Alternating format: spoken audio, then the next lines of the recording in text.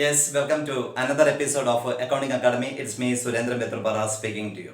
Today, we are going to see working capital management and its first method, net current asset forecast method. Before going to see what about the first method, what is working capital? That we have to see. Working capital, it is the capital which is required for the day-to-day operations of an undertaking. It is the capital which is needed for the day-to-day administration of the enterprise. It is needed for purchasing the raw materials. It is needed for making the payments of wages and salaries, rent, like other expenses, daily expenses, etc. Okay. And it is needed for holding the convertible assets. Convertible assets. What is convertible assets? Convertible assets are stocks, book debts, bills, receivables, etc. So it is needed for purchasing the raw material. Raw materials, cash is converted into raw material. Then raw material is converted into work in progress. Work in progress is converted into finished goods. Finished goods are converted into debtors. Debtors are converted into a real form of cash. So for converting from one form to another form, it requires some amount of money. Some amount of money for holding that convertible asset. So that amount of money is known as working capital. Working capital, it is very essential for moving the fixed asset or for utilizing the fixed asset. Okay, all fixed assets are to be utilized. That is only with the help of this working capital. Without working capital, no fixed assets can be utilized in the enterprise. Then working capital, according to net concept, it is the difference between current assets and current liabilities. Working capital, according to net concept, it is the difference between current assets and current liabilities. According to gross concept, it is the total amount of investment made in current assets. Gross concept says working capital, it is the total amount of investment made in current asset. But according to net concept, it is the difference between current asset and current liabilities. Otherwise, we can call it as it is the excess of current assets over current liabilities. Working capital is the excess of current assets over current liabilities. When we are deducting the current liability from current asset, we will arrive at working capital. So working capital, it is very important as far as the management of finance is concerned or financial management is concerned. Management of working capital, it is very crucial because working capital occupies major portion of the total finance of an enterprise. Okay, so if correct management is exercised over the working capital, we can maximize our return according to the according to some scholars. Therefore, utmost care is required while managing the working capital. Okay, so working capital management, that's our topic, and let us see what are the methods which are used for the calculation of this working capital. Number of methods are there. Number one, net current asset forecast method. Net current asset forecast method. Number two, operating cycle method. Number three, projected balance sheet method. Number four, projected profit and loss account method. Number five, cash flow forecast method. Number of methods are there. Let us see the first one, net current asset forecast method. Net current asset forecast method. According to net concept, working capital is a difference between current asset and current liabilities. It is the difference between current asset and current liability. It is the excess of current assets over current liabilities. That means when current liabilities are deducted from current asset, we will arrive at net working capital required. Net working capital required. Then what are those current assets? Current assets are those assets which can be converted into cash within a short period of time. Current assets are those assets which can be converted into cash within a short period of time, usually within 1 year. Then current liabilities are those liabilities which have to be paid off within a short period of time. Current liabilities are those liabilities which have to be set off within a short period of time, usually during 1 year, within 1 year. Then examples of current assets.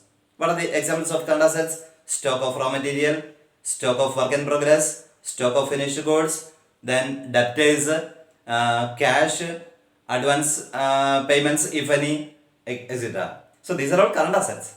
Then current liabilities. Current liabilities are sundry creditors, outstanding expenses, lag in payment of expenses, etc. When current liabilities total amount is deducted from current asset total amount, we will arrive at an amount that is called as, the difference is called as net working capital required. So in this way we can calculate working capital requirement.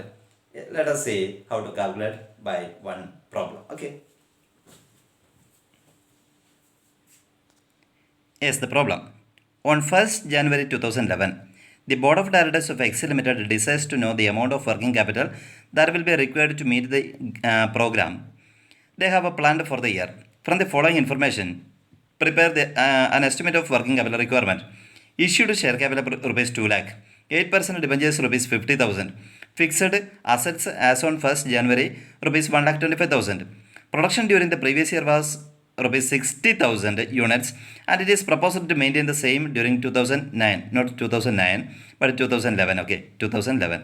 The expected ratio of cost to selling price are raw materials 60%, direct wages 10%, overheads 20%. Following further information are available. Number 1. Raw materials are expected to remain in stores on an average 2 months before issue to production. Each unit of production is expected to be in progress for 1 month. C. Finished goods will stay in the warehouse awaiting dispatch to customers for approximately 3 months. Problem continues. Credit allowed by creditors is 2 months from the date of delivery of raw materials. Credit given to debtors is 3 months from the date of dispatch. Selling price is rupees 5 per unit. That is regular production and sales cycle. ഈ ക്വസ്റ്റിനകത്ത് പറഞ്ഞിരിക്കുന്നത് on 1st January 2011 the Board of Directors of Excel Limited decides to know the amount of working capital that will be required to meet the program they have planned for the year. എത്രയാണ് amount എന്ന് നമ്മൾ calculate ചെയ്ത് കൊടുക്കുക. From the following information prepare an estimate. Issued share capital 8% debentures fixed asset ഒക്കെ തന്നിട്ടുണ്ട്.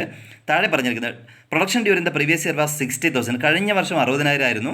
ഈ 2011 അത് maintain ചെയ്യുമെന്ന് നമ്മൾ പ്രതീക്ഷിക്കുന്നു. Okay, expected to maintain the same during 2011. The expected ratio of cost total selling പ്രൈസിനകത്ത് കോസ്റ്റിൻ്റെ റേഷ്യോ ആണ് താഴെ പറഞ്ഞിരിക്കുന്നത്. റോ മെറ്റീരിയൽസ് എത്രയാണോ സെയിൽസ് എമൗണ്ട് അതിൻ്റെ 60% റോ മെറ്റീരിയൽസ് ആണ്. Direct wages 10%, overheads 20%. Okay, ഇനി പറഞ്ഞിരിക്കുന്നത് raw materials are expected to remain in stores on an average 2 months before issue to production. പ്രൊഡക്ഷനിലേക്ക് മാറ്റുന്നതിന് മുമ്പ് റോ മെറ്റീരിയൽ നമ്മുടെ സ്റ്റോർ ഹൗസിനകത്ത് 2 മാസം വെറുതെ കിടക്കും, 2 മാസം ബ്ലോക്കായിട്ട് കിടക്കും. Then each unit of production is expected to be in process for 1 month. ഓരോ യൂണിറ്റ് പ്രൊഡക്ഷനും expected to be in process for 1 month. 1 മാസം വർക്ക് ഇൻ പ്രോഗ്രസ് ആയിട്ട് കിടക്കും. വർക്ക് ഇൻ പ്രോഗ്രസ് 1 മാസം, റോ മെറ്റീരിയൽ 2 മാസം. Finished goods will stay in the warehouse awaiting dispatch to customers for approximately 3 months. 3 മാസമാണ് finished goods ആയിട്ട് കിടക്കുക. അപ്പോൾ ഇവിടെയൊക്കെ ഈ അവിടെ ബ്ലോക്കായിട്ട് കിടക്കുന്ന സമയത്ത് എത്ര എമൗണ്ട് ആണോ അതിന് മുകളിൽ ചിലവഴിച്ചിട്ടുള്ളത് അത് മുഴുവൻ നമുക്ക് മറ്റേതെങ്കിലും മാർഗത്തിലൂടെ കണ്ടെത്തേണ്ടതായിട്ട് വരും. Credit allowed by creditors is 2 months from the date of delivery of raw materials.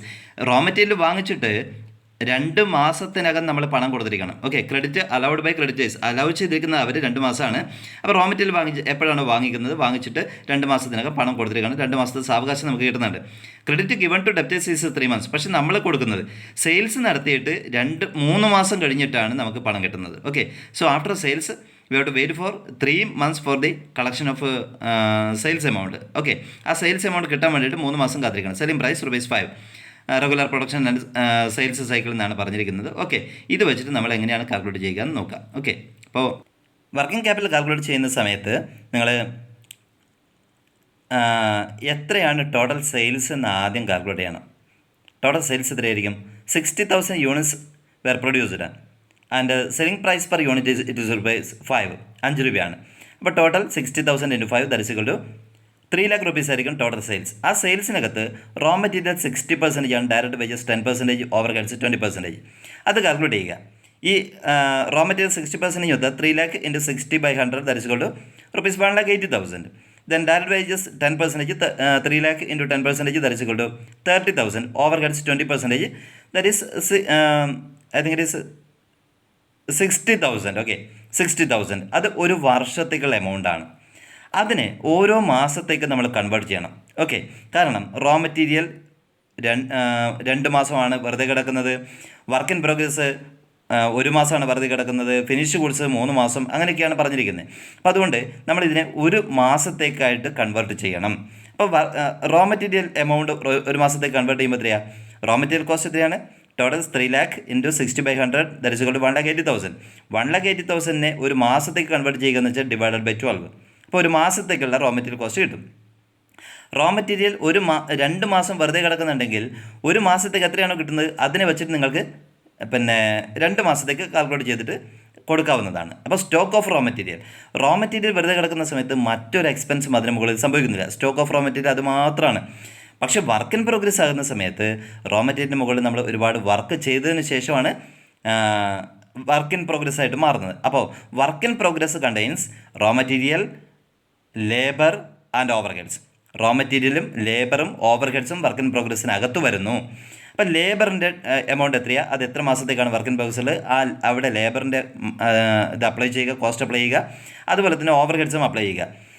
ഇപ്പോൾ വർക്ക് ഇൻ പ്രോഗ്രസ്സിനകത്തും ഫിനിഷ്ഡ് ഗുഡ്സിനകത്തും അതിനോടൊപ്പം തന്നെ ഡെപ്റ്റേഴ്സിനകത്തും റോ മെറ്റീരിയൽ, ലേബർ, ഓവർഹെഡ്സ് എന്നിവ അഡീഷണൽ ആയിട്ട് കൊടുക്കണം. അതിനകത്ത് സംഭവിച്ചിട്ടുണ്ടാകുന്ന എക്സ്പെൻസാണ്. ആ എക്സ്പെൻസിനെ നമ്മൾ ടോട്ടലായിട്ട് കാൽക്കുലേറ്റ് ചെയ്തിട്ട് മാത്രമേ നമുക്ക് വർക്കിംഗ് ക്യാപിറ്റൽ റിക്വയർമെൻറ്റ് കാൽക്കുലേറ്റ് ചെയ്യാൻ വേണ്ടിയിട്ട് പറ്റുള്ളൂ. നോക്കാം നമുക്ക് എങ്ങനെയാണ് കാൽക്കുലേറ്റ് ചെയ്യുക എന്ന്. Okay, welcome back. Yes, first of all we have calculated the monthly element of cost. Okay, ഓരോ കോസ്റ്റിന്റെ ഓരോ എലമെന്റും എത്രയാണ് ഓരോ മാസത്തേക്ക് വരിക നോക്കുക. Calculation of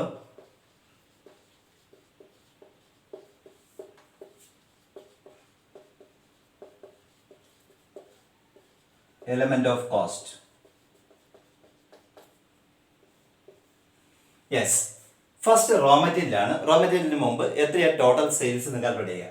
sales is equal to number of units we are going to produce 60,000 in rupees 5, that is equal to 3 lakh.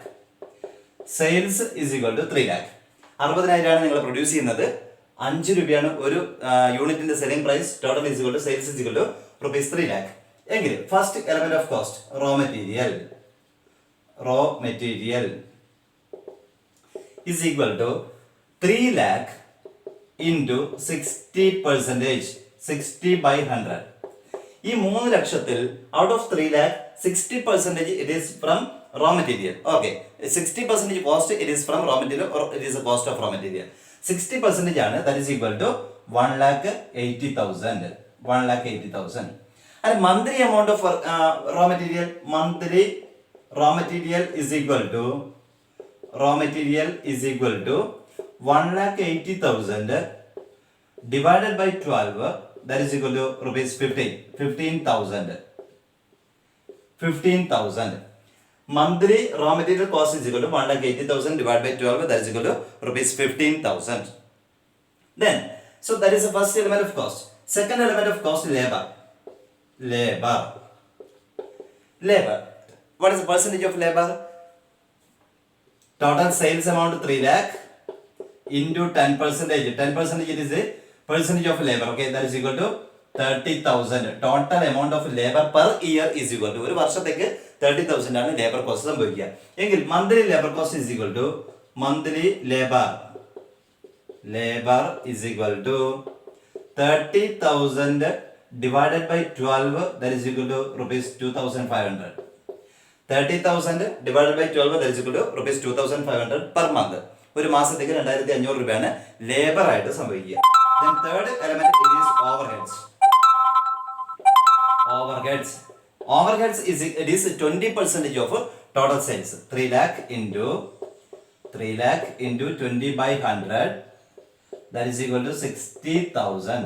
Total per year 60,000. Then monthly amount is equal to overhead is equal to 60,000 divided by 12, that is equal to 5,000. Okay, 5,000. Monthly overhead is equal to rupees 5,000. So monthly elements of cost are obtained. ഇപ്പോൾ കിട്ടിക്കഴിഞ്ഞിരിക്കുന്നു monthly element of cost. ഇനി raw material 2 മാസം അവിടെ കിടക്കുകയാണെങ്കിൽ ഇതാ ഒരു മാസത്തേക്ക് calculate ചെയ്തിട്ടുണ്ട്, ഇത് 2 മാസത്തേക്ക് കൊടുത്താൽ മതി. 15,000 into 2 അങ്ങനെയായിട്ട് പോകും. ഇനി ലേബർ 2 മാസത്തേക്കാണ് എക്സ്പെൻഡ് ചെയ്യുന്നതെങ്കിൽ 2,500 into 2 എന്ന് കൊടുക്കുക. 3 മാസത്തേക്കാണെങ്കിൽ into 3 എന്ന് കൊടുക്കുക.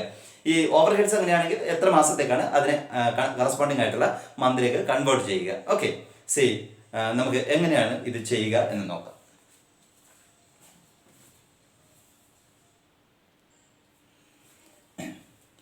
Yes, welcome back. നമുക്ക് സ്റ്റേറ്റ്മെന്റിലൂടെ നമുക്ക് പ്രിപ്പയർ ചെയ്യാം എങ്ങനെയാണ് വർക്കിംഗ് ക്യാപിറ്റൽ റിക്വയർമെന്റ് കാൽക്കുലേറ്റ് ചെയ്യുക.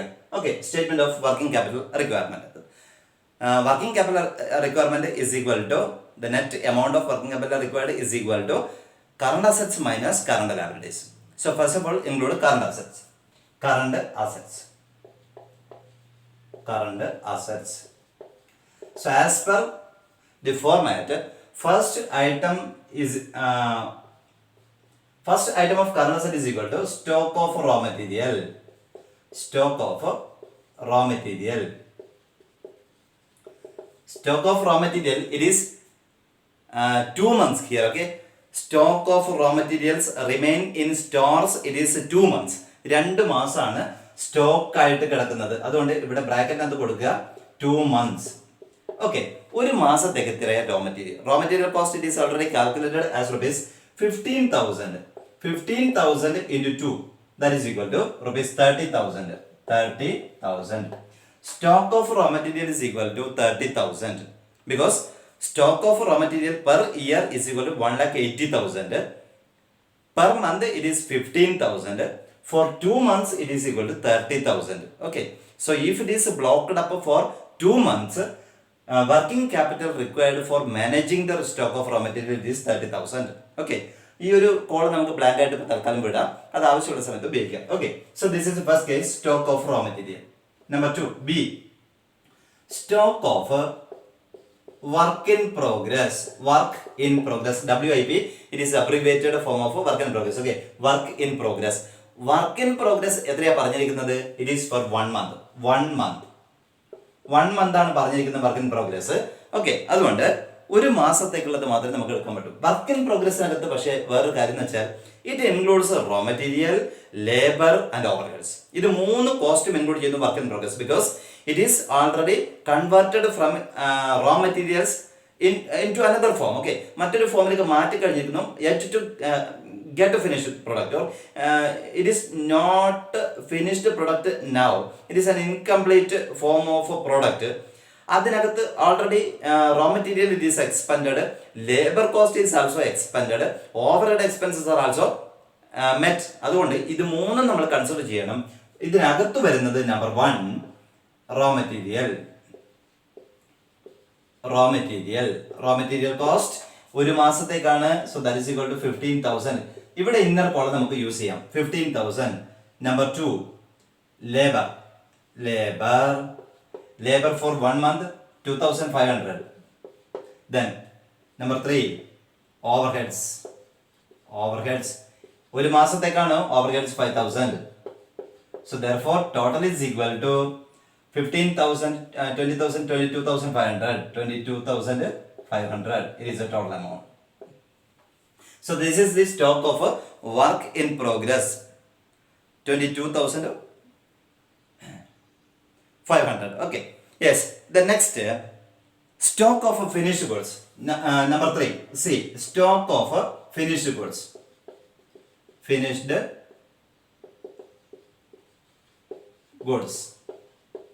Finished goods it is for 3 months. 3 മാസത്തേക്കാണ് ഈ ഫിനിഷ്ഡ് ഗുഡ്സ് വെയർ ഹൗസിനകത്ത് സ്റ്റോക്ക് ആയിട്ട് കിടക്കുക. അവിടെ അൺസോൾഡ് ആയിട്ട് കിടക്കുന്നത് 3 മാസമാണ്. അപ്പോൾ 3 മാസത്തേക്ക് നമ്മൾ കാൽക്കുലേറ്റ് ചെയ്യണം. നമ്പർ 1, റോ മെറ്റീരിയൽ എമൗണ്ട് എത്രയാണ്? 15,000 into 3, that is equal to 45,000. then labor 2,500 into 3, that is equal to 7,500. Overheads 5,000 into 3, 15,000. then total is equal to 45, 60, 67,500. 67,500. then next D, stock of finished goods it is over. then debtors. Okay, ഡെപ്റ്റേഴ്സിനകത്തും ഇത് 3 ഇങ്ങനെ block ആയിട്ട് കിടക്കുന്നുണ്ട്. കാരണം ഇത് തുടർച്ചയായിട്ട് ഇങ്ങനെ പോയിക്കൊണ്ടിരിക്കുന്ന ഒരു ഫോമിൽ നിന്ന് മറ്റൊരു ഫോമിലേക്ക് കൺവേർട്ട് ചെയ്തു, പിന്നെ നെക്സ്റ്റിലേക്ക് ഡെപ്റ്റേഴ്സ് വരെ ഇത് ഇങ്ങനെ പോകും. Debtors number 1, raw material. ഡെപ്റ്റേഴ്സിന്റെ പീരിയഡ് എത്രയാന്ന് നോക്കുക. I think debtors period it is again 3 months, 3 മാസമാണ് പറഞ്ഞിരിക്കുന്നത്. അപ്പോൾ അതിന് മുമ്പ് പറഞ്ഞിരിക്കുന്ന അതേ ഫിഗർ തന്നെയായിരിക്കും ഒരു പക്ഷേ ഇതിനകത്ത് കിട്ടുക. Raw material 45,000. Number 2 labour, yes 7,500. Number 3 overheads.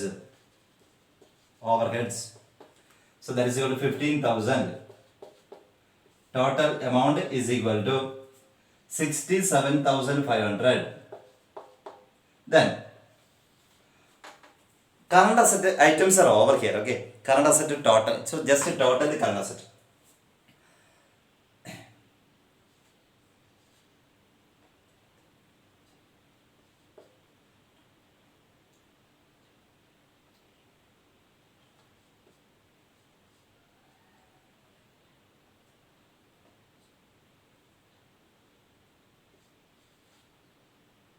1,87,500. Okay, 1,87,500. It is the total amount of current asset. Okay, ഓർത്ത് നോക്കുക 1,87,500. ഇതിന്റെ കണ്ടിന്യൂഷൻ ആണ്, കഴിഞ്ഞിട്ടില്ല, പ്രോബ്ലം കഴിഞ്ഞിട്ടില്ല. Current asset is equal to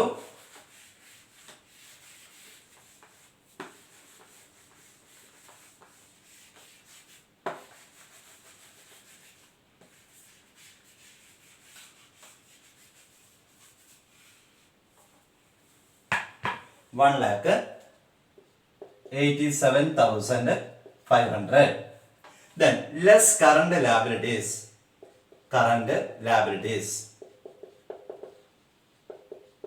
Liabilities എന്താണ് പ്രോബ്ലത്തിനകത്ത് പറഞ്ഞിരിക്കുന്നത്? ക്രെഡിറ്റേഴ്സിന് നിങ്ങൾ കൊടുക്കുന്നത് 2 മാസം കഴിഞ്ഞിട്ടാണ്. ഓക്കെ, പ്രോബ്ലത്തിനകത്ത് പറഞ്ഞിരിക്കുന്നത് credit allowed by creditors is 2 months from the date of delivery of raw material. Raw material കൊണ്ടുവന്നിട്ട് 2 മാസം കഴിഞ്ഞിട്ടാണ് നിങ്ങൾ കൊടുക്കുക, അല്ലെങ്കിൽ അവർ അനുവദിച്ചു തന്ന സമയം 2 മാസമാണ്. അപ്പോൾ 2 മാസം കഴിഞ്ഞിട്ട് കൊടുത്താൽ മതി, അത്ര സാവകാശം നിങ്ങൾക്ക് കിട്ടുന്നുണ്ട്. സോ കറണ്ട് ലാബിലിറ്റീസിനകത്ത് ഫസ്റ്റ് കറണ്ട് ലാബിലിറ്റീസ് അതിനകത്ത് ഒന്നാമതായിട്ട് വരുന്നത് creditors for raw materials.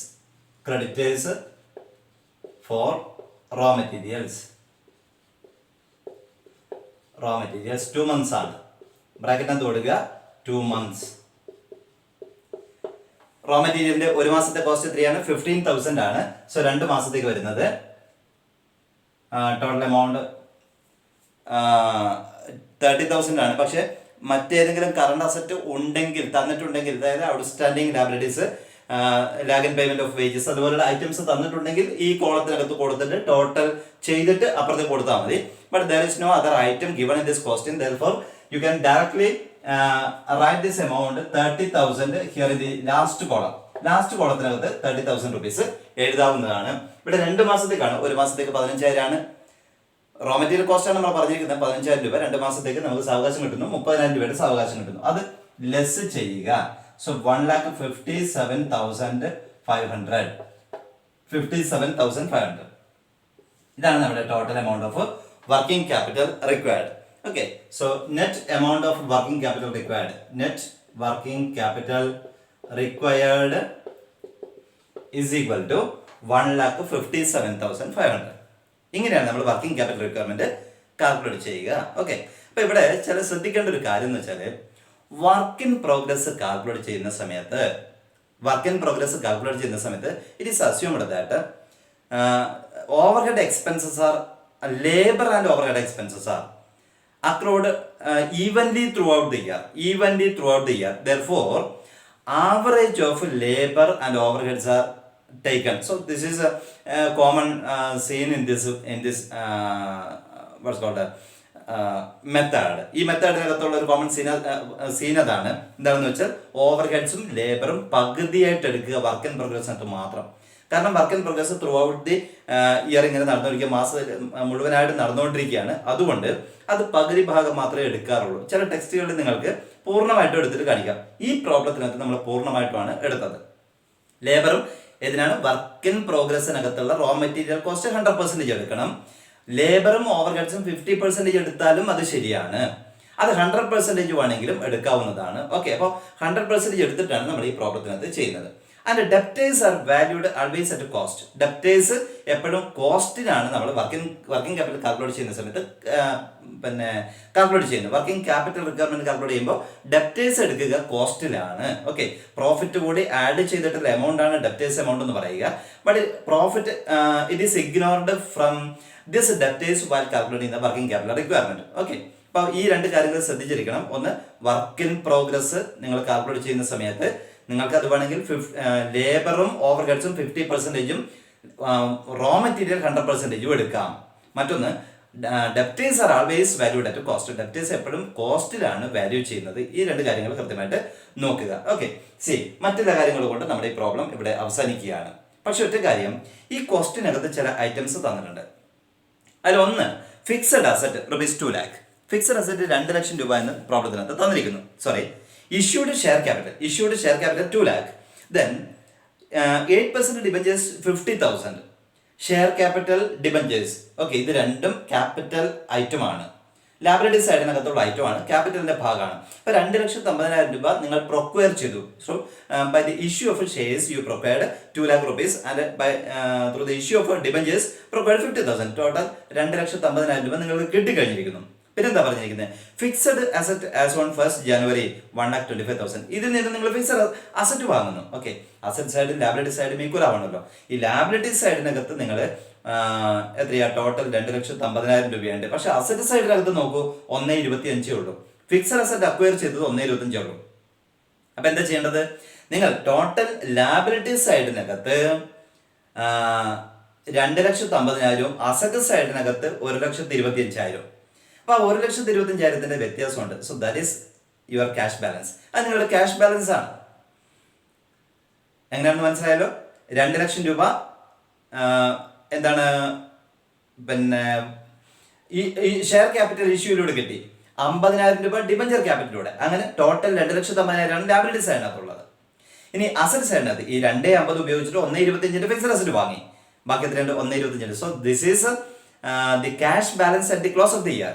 Okay, അതിന്റെ ക്ലോസ് ഓഫ് ദി ഇയറിൽ ക്യാഷ് ബാലൻസ് 1,25,000 ആണ്. നമ്മളോട് എന്താ പറഞ്ഞിരിക്കുന്നത്? You are required to calculate the working capital requirement എന്നാണ്.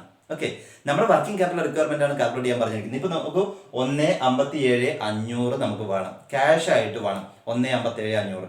ഇനി നമ്മുടെ ബാലൻസ് ഷീറ്റ് കാണിക്കുന്ന ബാലൻസ് എമൗണ്ട് എത്രയാണ്? 1,25,000. 2,50 പ്രൊക്വയർ ചെയ്തു, അതിൽ 1,25,000 നമുക്ക് ഫിക്സഡ് അസറ്റ് ആയിട്ട് പോയി. ബാക്കിയുള്ള ക്യാഷ് ബാലൻസ് 1,25,000 ഉണ്ട്. So we have still in hand 1,25,000 rupees. Okay, so that amount can be used for working capital. ആ എമൗണ്ട് വർക്കിംഗ് ക്യാപിറ്റലിനകത്ത് നമുക്ക് ഉപയോഗിക്കാം, വർക്കിംഗ് ക്യാപിറ്റലായിട്ട് ഉപയോഗിക്കാം. പക്ഷെ അതിനേക്കാൾ കൂടുതൽ വേണം. The amount required is much more than the amount in hand. കയ്യിലുള്ള എമൗണ്ടിനേക്കാൾ കൂടുതലാണ്. Therefore, cash in hand is equal to 1,25,000. 1,25,000. ഇതെങ്ങനെയായി ക്യാഷ് ഇൻ ഹാൻഡ് കിട്ടിയത്? 2,50,000 minus fixed asset 1,25,000. Fixed asset ഇത്രയാണ്. അപ്പൊ ഇതിൽ നിന്ന് മൈനസ് ചെയ്തപ്പോൾ 1,25,000 നമ്മുടെ കയ്യിൽ ക്യാഷ് ഉണ്ട്. 1,57,500 നമുക്ക് ആവശ്യമുള്ളത്. Therefore, additional working capital required. Additional working capital to be procured from long-term sources. മറ്റേതെങ്കിലും സ്രോതസ്സിലൂടെ നമ്മൾ കളക്ട് ചെയ്യേണ്ട എമൗണ്ട് എത്രയാണ്? Long term sources is equal to 1,57,500 minus 1,25,000. That is equal to 27,500. 27,500. Wait. 25 then plus 7,500, that is equal to 32,500. 32,500. Okay. Additional capital required is equal to 32,500. 32,500 ആണ് total amount of working capital, additional amount of working capital to be procured. പിന്നീട് നമ്മൾ procure ചെയ്യേണ്ടത് ഇത്ര എമൗണ്ടാണ്. So here ends this problem ഇതോടുകൂടിയിട്ട് അവസാനിച്ചു. Working capital net current asset forecast method ഉപയോഗിച്ചാണ് നമ്മൾ ഈ പ്രോബ്ലം ചെയ്തിരിക്കുന്നത്. So this problem is solve. Thank U.